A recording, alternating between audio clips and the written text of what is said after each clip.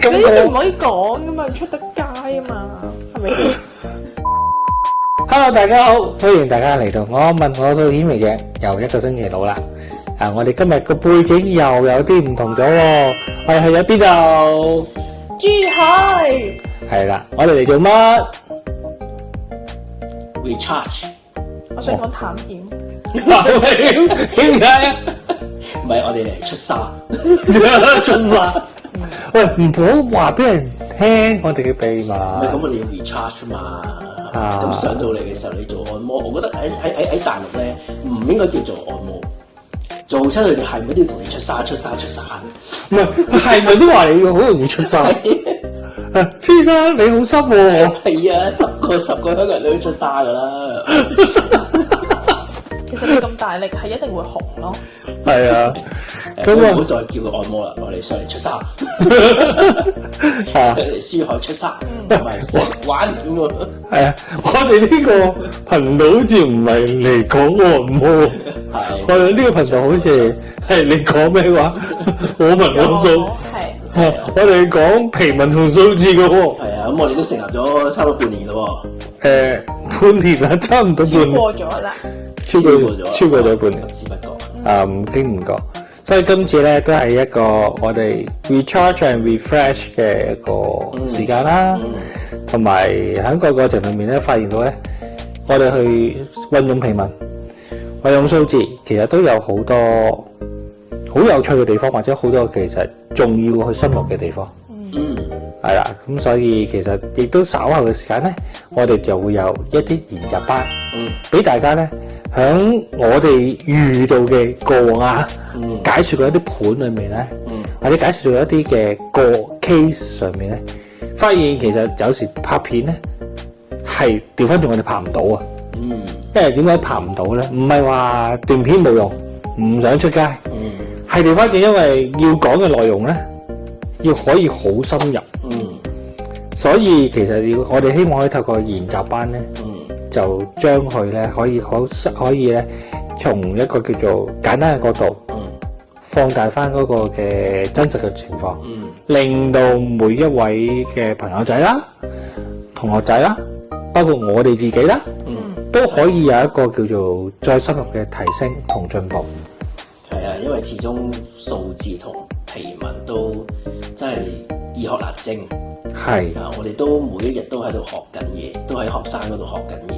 係所以變咗好多時我哋教人嘅同事嚟講，我哋都自己都要吸收下。係啦，有時都唔知，譬如收到個盤，收到個數字，收到個皮紋盤，由邊度開始入手啊？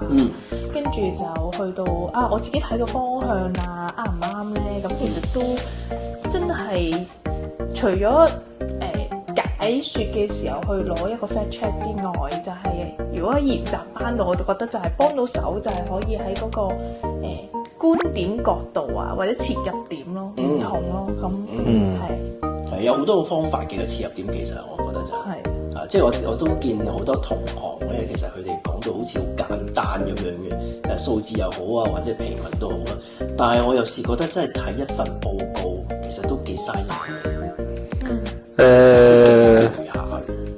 如果真係認真睇嘅，咁真係可能會坐定咗半個鐘，你係唔知做緊啲咩，係不斷仲喺度轉緊呢一個嘅方向啱唔啱啊？喺呢個可能嘅角度嘅表達，可唔可以清楚？唔係話講啱唔啱，可唔可以令到對方收到清楚？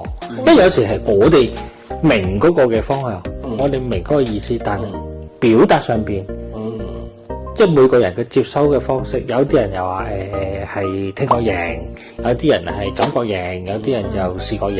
係啊，我哋用啲咩方式可以令到當事人去收到咧？好多代入同抽離咯，我覺得係。係啊，即係有時我哋收到啲分析報告嘅時候，就係師兄成日講啦，見盤如見人啊嘛，即係我哋就。好多時候會代入咗呢個人，會突然間好似會解感受到佢遇緊嘅嘢或者佢諗嘅嘢，但有時你自己又要抽離翻就係、咁我點樣可以客觀地根據呢一個報告嘅分析，去同佢講，喂，個資訊係咁樣講你嘅喎，咁即係好多呢種代入同抽離咯。初我都會覺得自己好似有啲黐黐地，依家都係黐黐地喎。係而家。即係會覺得我好似咪人格分裂啊！即係點解突然間會感受到嗰個人啲感受？但係其實原來係呢一個成為一個可能分析師啊，或者一個比較深入啲嘅角度，就係會咁。呢個真係好考你功夫喎，真係一線之差嘅。如果你真係控制唔到你自己本身你自己個性格，又同個盤主個本身個性格有少少撈亂咗嘅話咧，咁其實你真係好容易走火入魔嗰件事。係啊，係好難做得個分析嘅角色。同埋其實就你無論喺教學嘅角度又好，或者你喺做一個解報告嘅過程都好啦，你又要做到最中立，又要第三身，係啊，但係你又要避免自己有主觀嘅判斷，但係你唔判斷佢又唔得，係啊，都幾人格分裂嘅，即係因為我自己係呢一種性格嘅組合嘅時候，即係可能我比較主觀啲啊，或者我決定能力比較強啲，決斷性高嘅。咁我對住一個分析嘅時候，都可以見到，哇！原來佢係比較猶豫不決啊，拖泥帶水啲嘅時候，就會好似同自己嘅性格好唔相似。但係我又點樣可以客觀地去表達俾你聽？明明我係抗拒佢嘅啦，係啊，但係我又要唔表露。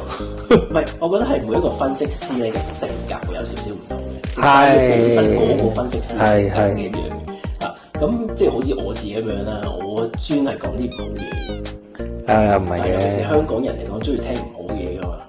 係啊，咁所以變咗我通常都係講啲唔好嘅嘢先嘅，即係唔係話一開始就話好，你本身係點樣有幾好啊咁樣，我係反而揾出你嘅痛點先，你最失敗嗰樣嘢先。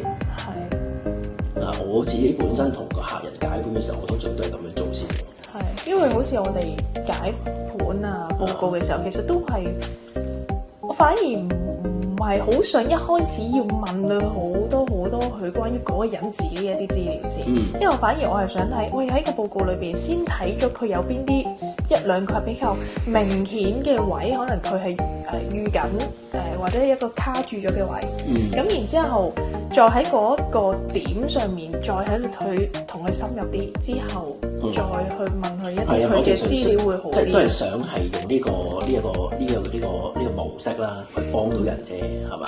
咁知道你知道個客人個痛點喺邊度嘅時候，解決咗佢呢樣嘢，佢自然會想問，不停咁問條新嘅問題。咁所以變咗其實要解，其實可以解好耐。我試過解個本可以解4個鐘，最長㗎啦。4個鐘但係未完㗎喎。係啊，真係可以講好耐，可以講好耐，係不知不覺係冇睇時間嘅，係可以講4個鐘。但係都其實嗰4個鐘過咗之後咧，佢離開咗，可能同你見面咧，可能1個星期後，佢無端端又會有另一堆新嘅問題。其實嗱，成個報告係冇變過嘅，解已經解咗啦。純粹亦都係當事人佢本身佢自己遇到當時嘅當下嘅一啲嘅改變，令到佢可能一啲嘅諗法上邊佢會有一啲叫做唔清晰啦，或者矛盾啦，或者衝突啦，跟住翻轉頭會要重新再問過你。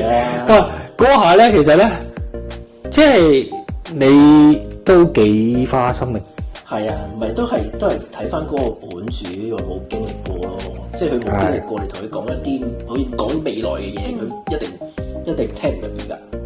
咁有啲嘢就即係同拍拖一樣啫，未拍過嘅鬼知開心唔開心咩？係分手咗先知道唔開心㗎嘛。係啊，所以拍拖前都要預咗要分手嘅。或者我哋每一次其實解盤嘅過程裏邊，其實我哋就係想有一啲嘢可以俾佢攞走，因為有一至兩個 point 係即係可以俾佢帶得走啊。咁係我哋中間點樣演繹俾佢聽啦。咁但係另一樣嘢就係我覺得喺個盤裏邊，其實好多時候佢嚟咧，啲人咧其實好多時啦，都遇到都係其實係一啲可能情緒位棘住咗，即係佢啱嗰個位卡住咗，佢就喺裏邊不斷焦咗佢，就不斷出唔到嚟，或者唔放過自己啦。我哋講，咁所以其實喺我覺得解盤嘅過程中裏邊，其實就係會令到佢有一個察覺力啊，即係俾佢知道，喂，其實我自己就係咁，我自己就係咁野蠻，我就係咁麻煩嘅。但係其實如果當嗰個人佢自己都係接受咗自己呢一個位嘅時候咧，其實佢自己就成個人個情緒狀態會轉化咗咯。咁佢之後嘅一啲決定啊，或者佢一啲新嘅諗法咧，其實係成件事會好唔同。其實我覺得都唔止咁簡單嘅，即係我反而想係即係除咗當然你解決咗佢而家現成嘅本身個可能一兩個痛點、一兩個問題之餘，我反而我每次講完一份報告嘅時候咧，都想個客人佢自己有能力自己去分析翻佢自己嘅性格咯，就唔係話佢自己次次都一遇到問題嘅時候就哇我今次又咁啊，咁我應該點啊咁樣。係啊係。反而係佢知去思考，教識佢釣魚。係啦，即係教識佢點樣睇份報告，點樣分析自己嘅性格。咁佢其實自己就知道發生咩事㗎啦。大家同埋事實上，好似即係班人都有講啦，其實份報告裏面咧有咁多嘅信息咧，唔會冇用而擺喺度嘅。係啊，只不過就係可能就係你響咩一個週期，你就打一份報告裏面去睇翻邊一個段落嗰個部分你需要知嘅嘢。跟住然之後下一個好似頭先阿蛙人所講嘅，又再遇到另一啲可能佢自己諗唔通嘅嘢，可能打個報告，佢可能就揭咗係另一啲佢之前冇留意過嘅一啲嘅內容。佢講緊嗰度咧，就將件事去了解咗。咁呢個都係點解我哋成日都強調就話報告嘅重要性啦。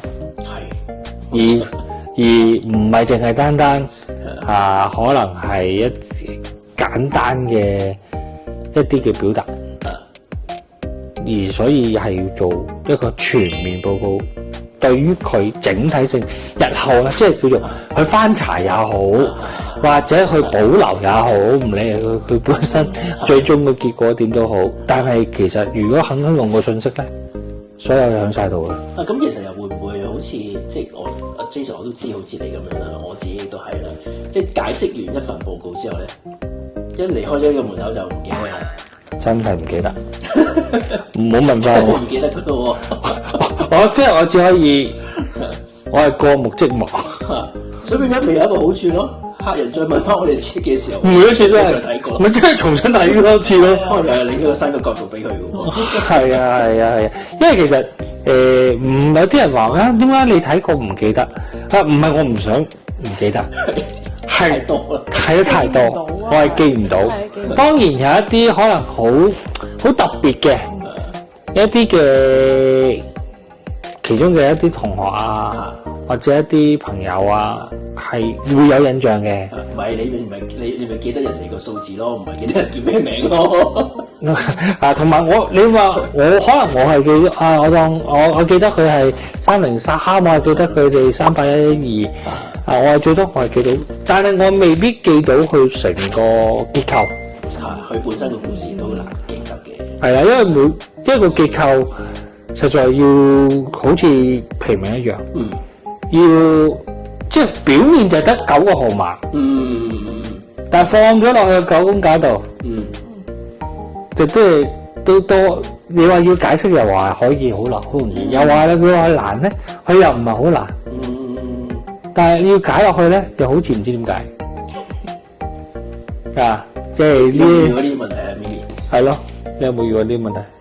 其實啲朋友啊，即係佢哋做完報告咧，隔一段時間再問翻我咧，我真係唔記得咗啊！即係唔記得咗佢哋嗰個皮紋嘅組合咯，即係大概主性格係啲咩？即係你係雙肌，你係身長，咁大概會記得嘅。但係佢升值咗咯。邊啲高分啊？邊啲低分區其實真係唔記得咗，或者佢會突然間問翻我我轉唔轉行好啊？轉唔轉工啊？咁喂，真係要攞翻你個報告出嚟睇喎！真係我要睇翻後邊職業導向講乜嘢喎，同埋你本身你係邊個區高低先，即係真係要攞翻嚟重新出嚟睇，真係冇可能記得到太多，真係。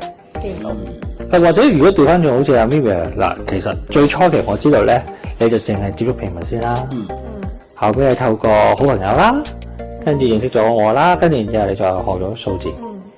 咁跟住然之後咧，開始你重新顛覆咗你喺學習上邊一啲嘅使用同情況。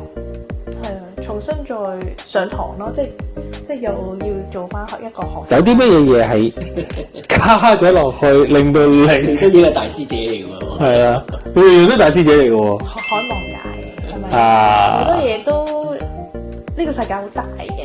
米師姐我哋叫做係咪嘅？叫米師姐。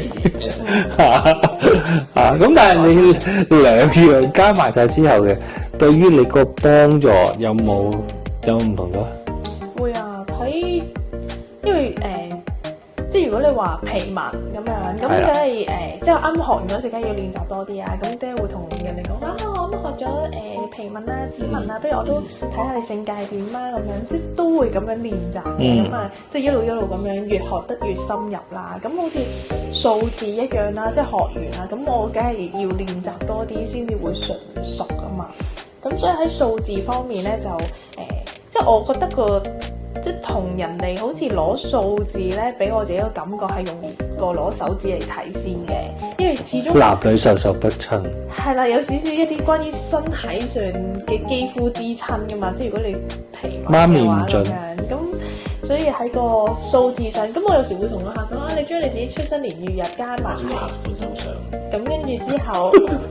咁都會，佢雖然想再深入研究之後咧，就可以揾我哋做報告嘅咁樣，咁就會喺個數字上面就即係叫個客啊，或者叫個朋友啦，自己加埋啲數字，咁大概會知道佢係幾號人，咁就已經喺圍住係幾多號人去講佢個性格係點樣，咁其實都好快咧，都已經攞到啲認同啊，信任度啊，咁樣有增加。咁如果喺呢一方面，即係信任度增加嘅時候，咁其實我又會我自己有時都好奇嘅，即係我都會想睇下咁其實點解佢會做生意可以做到咁大啊？或者點解佢呢個行業可以做到咁專業咧？咁其實我都想即係取下經㗎嘛，偷下師。咁有時都話你介唔介意俾我自己都識睇埋指紋啊？咁可唔可以都睇埋你手指？因為其實都有唔同嘅區域係手指嘅反映出嚟嘅咁樣，咁我再同個新識嘅朋友個關係信任度又會增加咗咯，咁樣咁對於我嚟講係好處，全部都係好處嚟嘅，即係對於我自己做銷售啦，再加埋即係同人建立嘅關係，其實我都覺得又可以俾到自己信心咯。即係如果你站在我嘅角度嚟講，雖然我自己一路以嚟都係集中於數字啦，亦都其實就係以前跟個老師去學個皮紋又好，或者跟住同科研合作上面再了解深入多啲皮紋嘅一啲嘅變化都好，咁其實都係對於我嚟講係多一種數據咯。即係其實有時我會唔會淨係集中地主觀地用咗一樣嘢咧？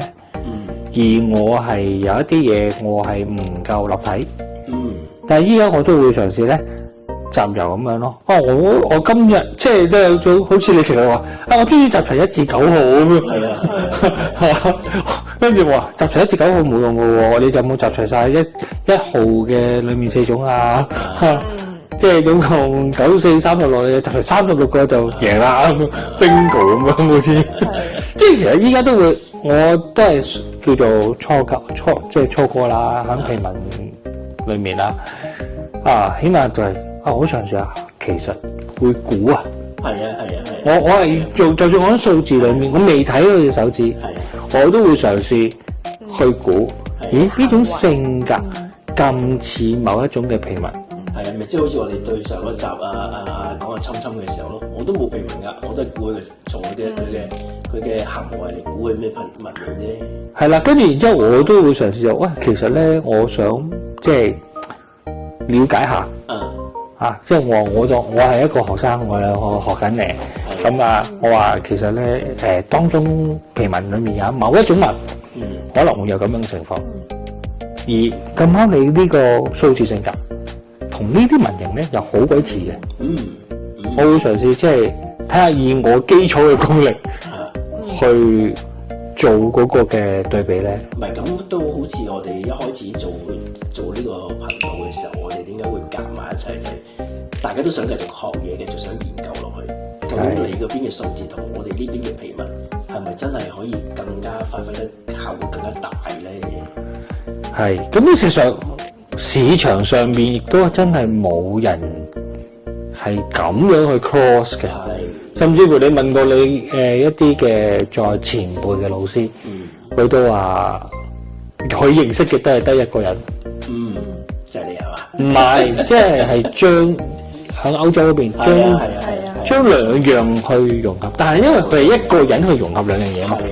而我同你係兩個人，但係好得意嘅，我反而我覺得呢一個分開咧，即係嗰個你係皮紋嗰邊嘅專家，我可能喺數字嗰邊嘅表達，其實對於我嚟講，我又唔會覺得佢有尷尬嘅。我都唔覺得我要將嗰人嘅嘢盡快攞，反而我會喺學習上面咧係保持住一個簡單。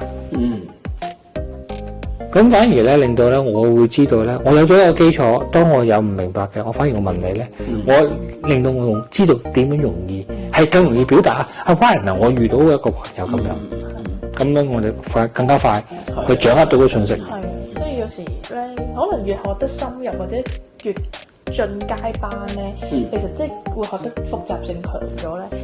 咁好多時候，我哋有時收到啲報告啊、啲盤嘅時候，其實好快就都好似你數字咁樣，好快我哋睇埋連線啊，或者皮紋嗰度睇晒咁多睇埋數字上面嘅配合啊，咁其實就反而會亂咗好多。我覺得即係要還原翻基本步，就係嗰個根基紮實嘅方面。咁所以我覺得而家我哋有埋研習班啦，咁研習班裏邊咁其實就不斷講解數字上面嘅盤點樣解啦，即係好多一啲實戰啊 practice 嘅嘢，其實我覺得係令到我哋自己可以進步同提升得好快。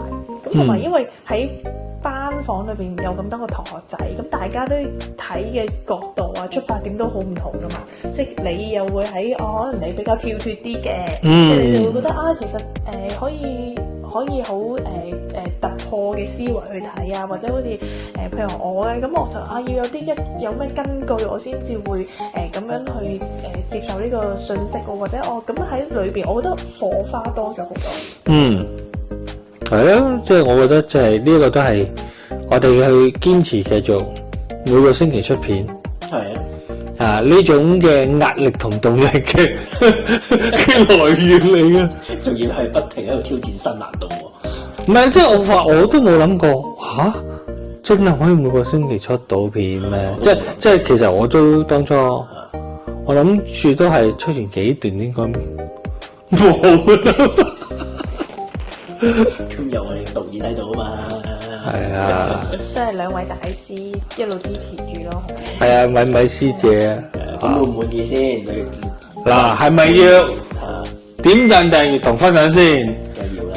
嗱，即係如果唔點讚、訂閱同分享，咁米師姐會打俾你噶啦。嘅話，將來我哋仲要拍咩新嘅嘢啊？你好似邀請咗啲人喎。嚟緊會邀請咗一位嘅易經運勢嘅專家啦。原來即係除咗我哋知道每個人嘅性格之外咧，其實咧當一啲叫做指引方向咧，我哋唔係話係迷信。其實我哋都相信咧，其實好多嘢都係吸引力法則。你一定會有一樣嘢會俾一個提示你嘅。咁易經運勢係其中一種係幾有趣嘅方式。OK， 咁一位我嘅多年嘅朋友啦。咁另一位又係我識咗佢非常多年20年嘅朋友。呢個仲有趣。一個 IT 界嘅朋友。而係響 Intel 裏面從事 program 工作嘅人。係。